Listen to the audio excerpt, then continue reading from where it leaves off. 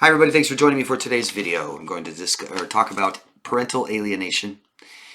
Something so many of you have experienced, are still experiencing, and I'm very, very sorry. I can't imagine what it would be like. You know, I've had traumatic, abusive relationships with, I think, narcissists and borderlines, stuff like this. And they were so traumatic, and the ending of them were so horrible. I felt so bad. I count my blessings. I'm grateful for many different things. One thing I'm grateful for is I didn't have children to take care of at that time. I was a mess.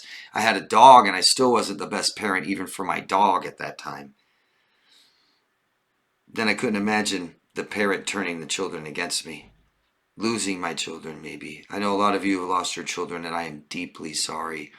It may not be forever, we hope, yeah? Parental alienation, an active campaign to alienate, disrupt the relationship between the parent and the child. I talk a lot about borderlines and narcissists, and they do this. A lot of them do this. It's just profound.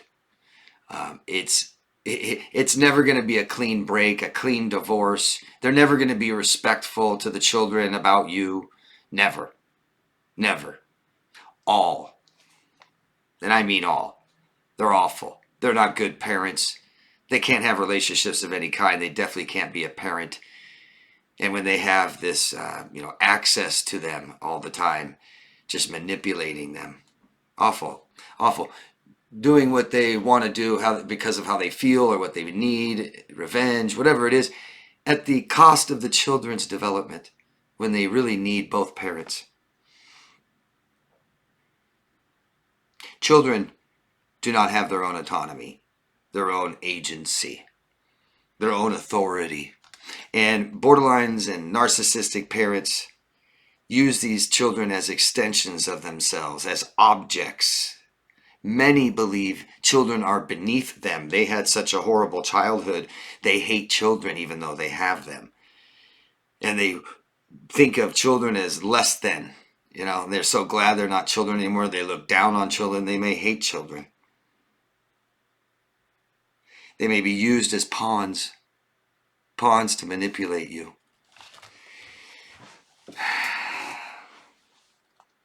They may be used as a kicking post, to scapegoat, to exploit, to control. They may be possessive over the children. They may reject them. But they can all be used. Every child can be used against you to try to control you. That's what it's for, control. Parental alienation can be for many different reasons, whether they're competing with you, they want to just abuse you, but it's all control. It's all control. If they can't control you, they will control the opinions of those around you. That is this smear campaign. And this is a smear campaign. They will do it using different tactics. From bribery, guilt, pity, blame, projection, lies and manipulation, the smear campaign, to form an alliance against you. They prep them to set you up. You will fall into the trap, which is them warning the children what you are going to do, how you're going to react, and what this means to them. Both mother and father are susceptible to this. It's not just one-sided. Parental alienation syndrome is a term coined by a child psychologist, Richard Gardner. It describes the signs and symptoms exhibited by the child who is being alienated from a parent. He says the two big proposed symptoms are extreme but unwarranted fear and disrespect or hostility towards a parent. Gardner's theory, his syndrome, is not accepted amongst medical or legal communities. It's highly criticized, but I thought those two were pretty interesting. It's important to note the signs and tell your lawyer and bring this up in litigation. There may be a chance where you can use a diagnosis of psychological manipulation or undo the influence of a child by a parent. Litigation can help.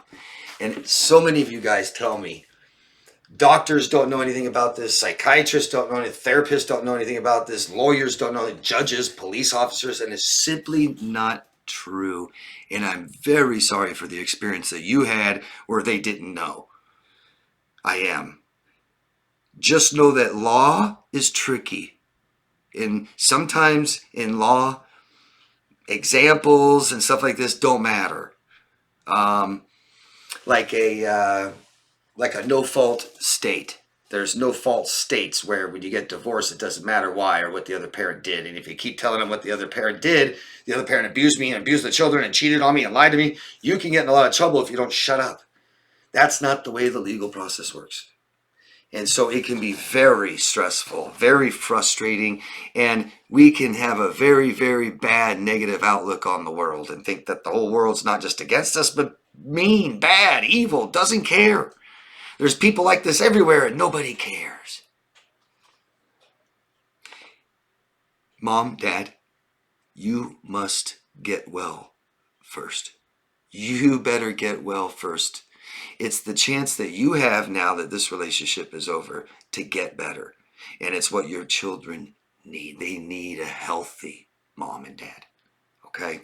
If they don't have one, they definitely need the other. It's the best thing you can do for all of you. Therapy. Therapy, therapy, therapy. Have support. Know what's going on. Get help with this stuff. Get a lawyer. Know your rights.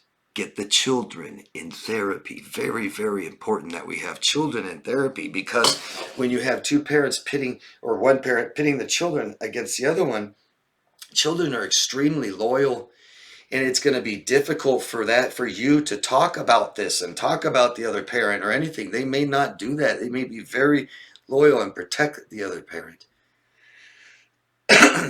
A therapist will have better luck with that. Somebody that the children feel like they can talk to. Somebody else that won't hurt mom or dad. Don't talk bad about the other parent. I've made other videos about this. I hope that you guys have seen them if you're in these situations, but do not talk bad about the other parent. It will push the child further away, and that's something you have going good for you. Children don't want it. I mean, the worst thing you can do, if you want to bond with a child or gain a child's trust, or if you got a friend or whatever, do not talk bad about mom or dad. You guys don't like it, right? Even if you had not good mom and dads, you don't want anyone to start talking bad about your mom and dad. Don't do it.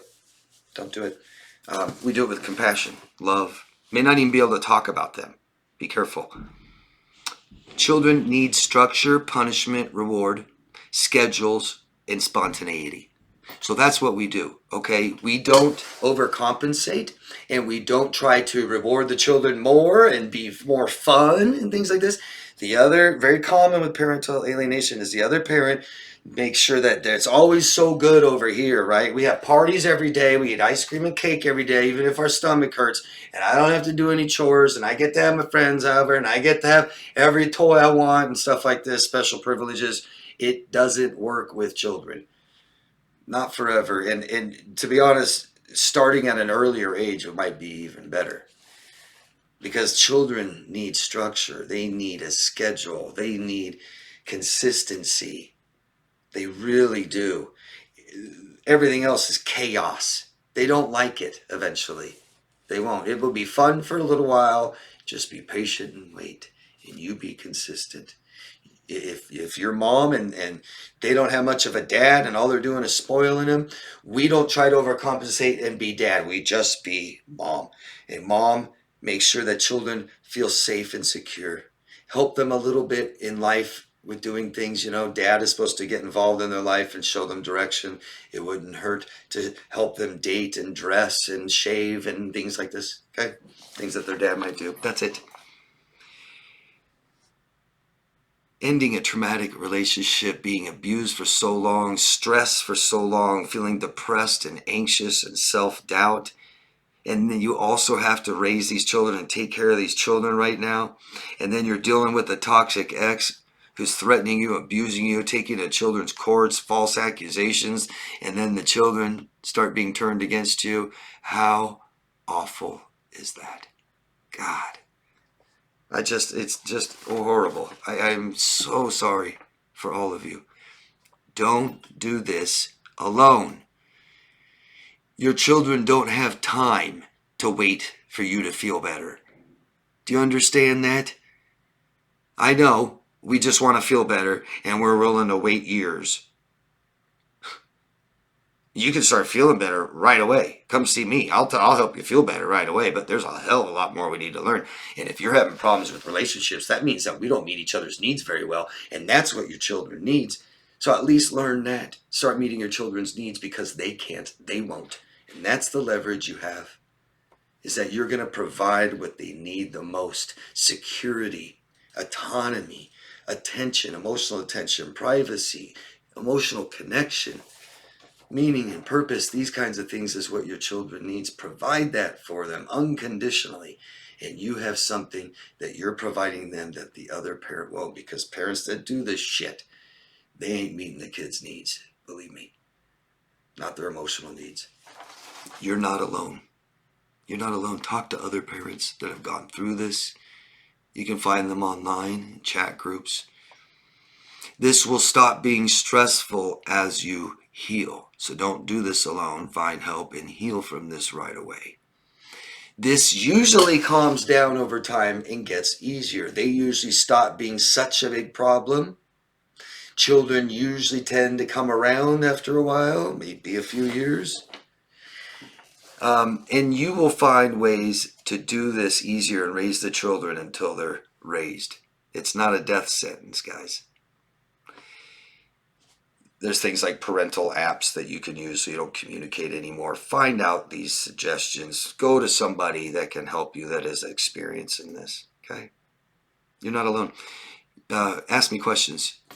Thumbs up, subscribe to the channel. Appreciate it. You want coaching, you can find me at daviddemars.com, okay?